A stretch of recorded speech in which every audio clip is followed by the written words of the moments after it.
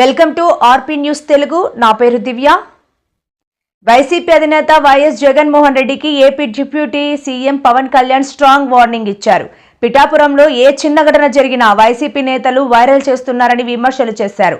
అవాస్తవాలను viral చేయడం మానుకోవాలని సూచించారు. వైసీపీ ఫేక్ ప్రచారాన్ని తిప్పికొట్టాల్సిన అవసరం ఉందని అన్నారు. పార్టీల నాయకులు ఉన్నారు. ఈ గత 5 సంవత్సరాల కాలంలో ఎన్ని కోట్లు ఖర్చు పెట్టారో ఒకసారి అడగమని చెప్పాను. నువ్వు పేరంటాలకి రాలేదు, పబ్బాలకి రాలేదంటే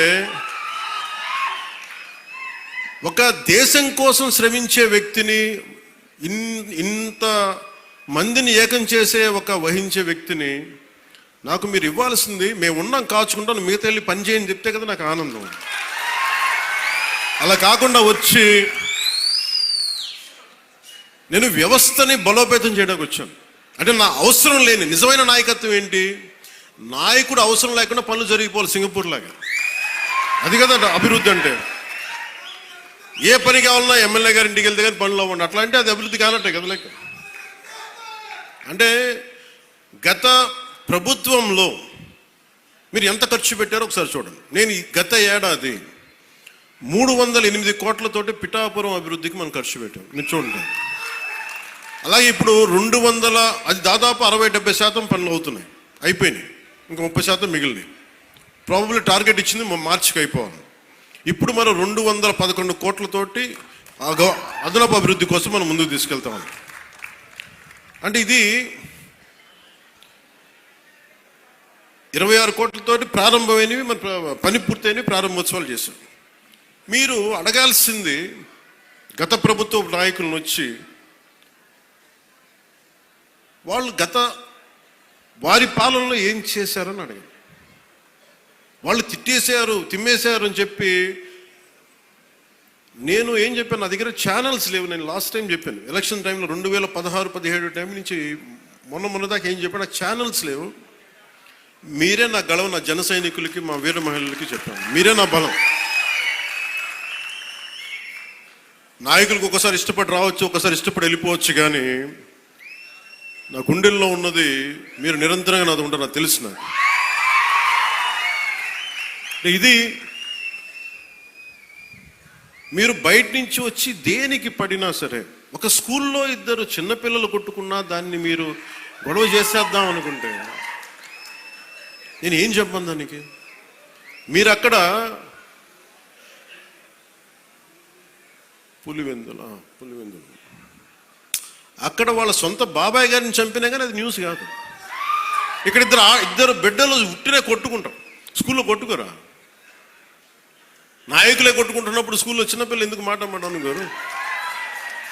పెద్ద స్థాయి ఆలోచన పరిధుల నాయకులే మాట అనుకున్నప్పుడు చిన్నపిల్ల ఏదో అనుకుంటాం, దాని కులాలు పట్టుకొచ్చేస్తాం. మరి ఇదే మీరు అడగాల్సిన ప్రశ్న. మన జనసేన నాయకులు కూడా చెప్తున్నా, కూటమి నాయకులు కూడా చెప్తున్నా, పనిచేసే నాయకులు మీరు వెన్నంటి ఉండకపోతే, ఎలక్షన్లు అయిపోయింది మా పని అయిపోయింది అంటే, నేను నిజంగా అలా అనుకుని ఉంటే ఈ రోజున మీకు ఉప్పాడ ప్రొటెక్షన్ వాళ్ళు ముందుకు వెళ్ళదు చెప్తాను. మీరు ఇన్ని సంవత్సరాలు ఉన్నారు, ఎవరు తీసుకెళ్ళారు చెప్పండి? ఈజీగా మాట్లాడిన సరిపోదు, అక్కడ నువ్వు కన్విన్స్ చేయాలి. ఎందుకని 100 ప్రాజెక్టులు ఉంటాయి స్టేట్ గవర్నమెంట్, ప్రయారిటీస్ ఎందుకు చేయాలి? ఇలాంటి 1053 కిలోమీటర్లు ఆంధ్రప్రదేశ్ మొత్తం ఉంటే, అలాంటిది మొత్తం గుజరాత్ నుంచి అన్ని తీర ప్రాంతాలు, బెంగాల్ అన్ని తీర ప్రాంతాలు, తమిళనాడు, కేరళ ఉంటే ఇలాంటి సముద్రపు కోత గురవుతూనే ఉంటాయి. కానీ మీకే ఎందుకు ఇవ్వాలి అని సెంట్రల్ గవర్నమెంట్ అడుగుతుంది. ప్రత్యేకత ఏంటి అని. అది మన కన్విన్సింగ్ ఆర్గ్యుమెంట్. ఎందుకు పనిచేస్తే నువ్వు దేశ నిర్మాణం కోసం పనిచేసేవాడివి, మనుషుల్ని విడగొట్టేవాడివి కాదు, నిలబెట్టేవాడివి, అండగా ఉండేవాడివి. ఇన్ని చూసిన తర్వాత దానికి తోడు హేతువుగా చెప్పాలి, రేషనల్గా చెప్పాలి. ఎందుకు ఇది చేస్తున్నాం అంటే దానికి వాళ్ళు ఆలోచించి, లేదు ఇవన్నీ బాగున్నాయని చెప్తారు. ఇంత కష్టం ఒకటి అచీవ్ చేయటం. 1 కోటి రూపాయలు మీరు చాలాసేపు ఈ మధ్యన చూస్తున్నారు. డోలీ ప్రాంతాల్లో పిఎం జన్మన్ పథకం కింద ఒక 40 మంది ఉంటారు. 1 కోటి రూపాయలతో మనం ఒక 4000 మంది 5000 మంది ఉన్న ఒక పంచాయతీ ఖర్చు పెట్టడం వేరు. కేవలం 40 మంది ఉండే ఒక ట్రైబల్ పంచాయతీ ట్రైబల్ గ్రామానికి, ఒక చిన్న కుగ్రామానికి పెట్టడం చాలా కష్టం.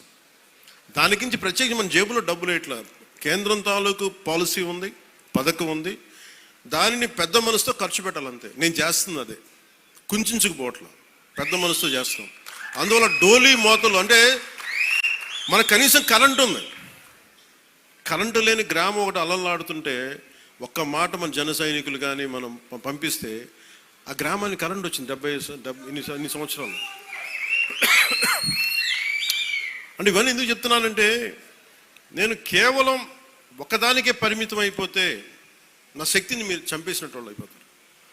నాలాంటి వాడిని మీరు ఎంత బలం ఇస్తే, బయట ప్రాంతాల నుంచి వచ్చి అసలు నన్ను ఏం చేశారు లాస్ట్ టైం, మా జిల్లాల్లోకి వస్తే, మా ప్రాంతాల్లోకి వస్తే మేము అడుగు పెట్టాం, మా నియోజకవర్గాల్లోకి వస్తే చాలా నాకు చెప్పి వాళ్ళు మటుకు నేను ఎంచుకున్న నియోజకవర్గానికి వచ్చి మొత్తం వ్యతిరేకంగా చేశారు. వాళ్ళ ఏరియాలోకి వెళ్ళకూడదట, వాళ్ళ నియోజకవర్గాల్లోకి వెళ్ళకూడదు, కానీ మనం పనిచేస్తున్న నియోజకవర్గాలకు వచ్చి ఏదైనా కలగచ్చు. అంటే వాళ్ళకి అర్థం కాదు ఏంటంటే, నేను సన్నగా కనిపిస్తానో మెత్తగా కనిపిస్తానో నాకు తెలియదు, కానీ నా గట్టిదనం వాళ్ళకి తెలియదు. అంటే మీరు మొండి పట్టు పడితే, మీరు గొడవ పెట్టుకోవాలనుకుంటే నేను సంసిద్ధంగా ఉన్నాను, ఎప్పుడైనా గొడవ పెట్టుకున్నాను. దానికి నా దగ్గర కొదవ లేదు, ఆ శక్తి కొదవ లేదు. కానీ ఏంటంటే, యుద్ధం ఎందుకు భరిస్తాడు, ఎవడన్నా తిడతా ఉంటే బలం ఉన్నోడు భరిస్తాడు, బలహీనుడే ఎదురు తిరుగుతాడు. నేను ఎప్పుడన్నా సరే నా వ్యక్తిగతంగా నేను ఎప్పుడు గొడవ పెట్టుకోను. వ్యవస్థ కోసం ఇబ్బందులు అయినప్పుడు, నాకేంటి గత ప్రభుత్వం అద్భుతంగా పనిచేస్తే నాకు ఎందుకు అవసరం ఏముంది, అసలు పాలిటిక్స్ రావాల్సిన అవసరమే లేదు. ఉదాహరణకి నల్గొండ లాంటి ప్రాంతంలో ఫ్లోరోసిస్తో బాధపడతా ఉంటే, కృష్ణానది నీళ్ళు హైదరాబాద్ దాకా వెళ్తున్నాయి, కానీ ఆ దారి వెంబడి వస్తున్న నల్గొండలో నీళ్ళు చాలా సంవత్సరాలు లేవు, ఈ మధ్యన వచ్చినాయి. అక్కడ మనుషులు ఈ మన ఫ్లోరోసిస్ తోటి చిన్న బిడ్డలు వంగిపోయి మంచానికి ఉంటే అది బాధ కలుగుతారు. ప్రభుత్వాలు ఏం చేయట్లేదు. అలాంటి అనేకమైన సంఘటనలు కోకొల్లలుగా జరిగితే అది నాకు బాధ్యతని పెంచి రాజకీయాల్లో మనం ఏదైనా చేద్దాం, ప్రయత్నం చేద్దాం. ఓడిపోవచ్చు గెలవచ్చు, కానీ ప్రయత్నమే చేయకపోతే తప్పు కదా. అలాంటి సందర్భంలో